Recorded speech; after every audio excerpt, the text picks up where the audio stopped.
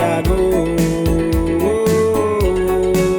nina Isak, nina meke wo kosiago.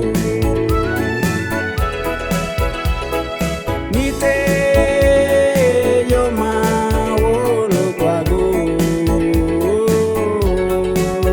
nina Isak, nina meke wo lo kwago. Salve, salam sejahtera untuk kita semua. Kembali bersama saya Pastor Ian. Renungan Harian Silimo Katolik, edisi hari ini Senin 2 September tahun 2024. Mari kita bersama-sama mengawali renungan kita hari ini dengan tanda kemenangan Kristus. Dalam nama Bapa dan Putra dan Roh Kudus. Amin. Rahmat Tuhan kita Yesus Kristus, cinta kasih Allah dalam persekutuan Roh Kudus senantiasa beserta kita, sekarang dan selama-lamanya. Saudara dan saudari, mari kita mengawali dengan doa pembuka. Marilah berdoa. Allah Bapa sumber cinta kasih, Engkau menggenapi janjimu dalam diri putramu Yesus Kristus. Semoga kami mampu menjadi bijaksana karena kami percaya akan kekuatan salib putramu. Dengan pengantaraan Tuhan kami Yesus Kristus yang bersama dikau dalam persatuan Roh Kudus, hidup dan berkuasa Allah sepanjang segala masa. Amin. Saudara, mari kita siapkan hati kita untuk mendengarkan bacaan Injil. Tuhan bersamamu dan bersama rohmu. Inilah Injil suci menurut Lukas. Dimuliakanlah Tuhan.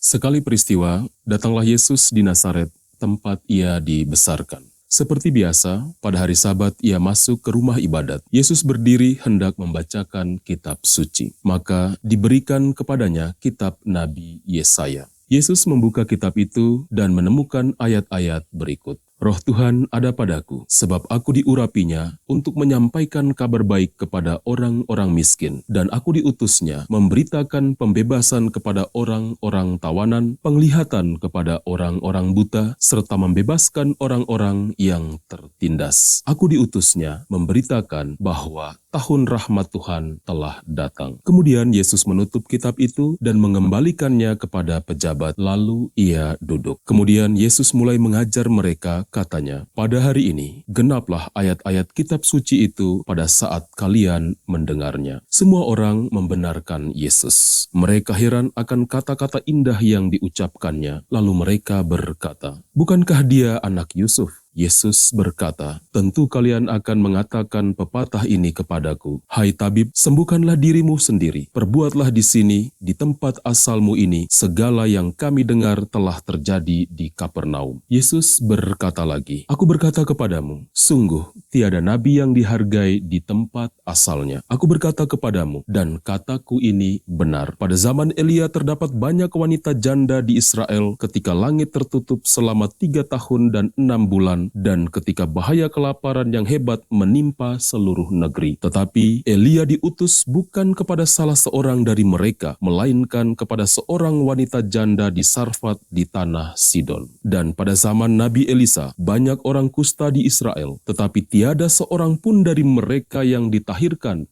selain Naaman orang Syria itu. Mendengar itu, sangat marahlah semua orang di rumah ibadat itu. Mereka bangkit lalu menghalau Yesus keluar kota dan membawa dia ke tebing gunung tempat kota itu terletak untuk melemparkan dia dari tebing itu. Tetapi Yesus berjalan lewat tengah-tengah mereka lalu pergi.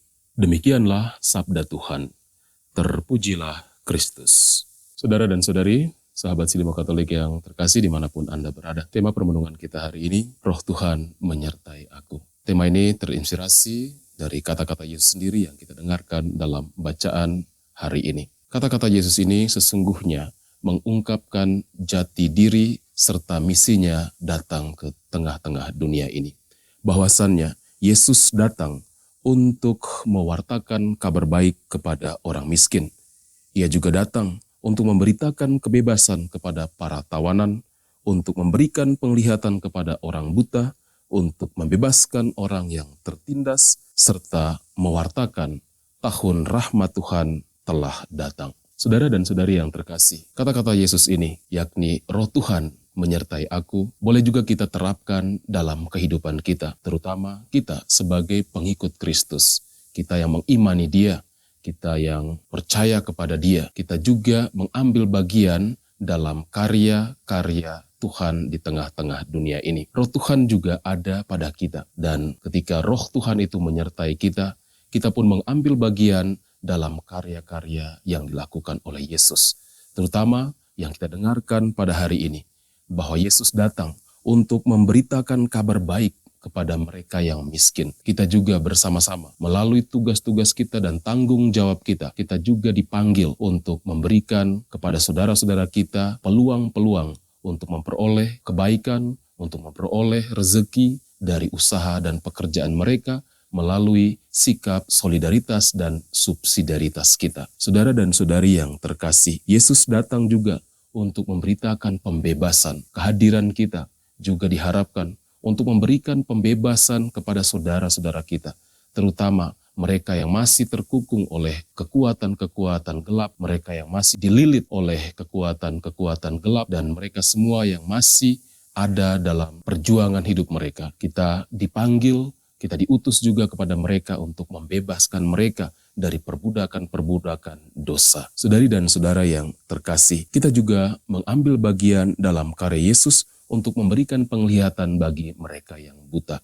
Melalui kehadiran kita, kita juga mau memberikan penerangan, penglihatan kepada saudara-saudara kita yang masih ada dalam kebutaan. Terutama bagi saudara-saudara kita yang belum mengenal Tuhan, yang belum mengenal jalan kebaikan, yang belum mengenal apa itu jalan kedamaian. Maka kita juga dipanggil untuk hadir ke tengah-tengah saudara-saudara kita untuk membuka mata mereka, melihat kebenaran-kebenaran yang ada di sekitar mereka melalui cara hidup kita.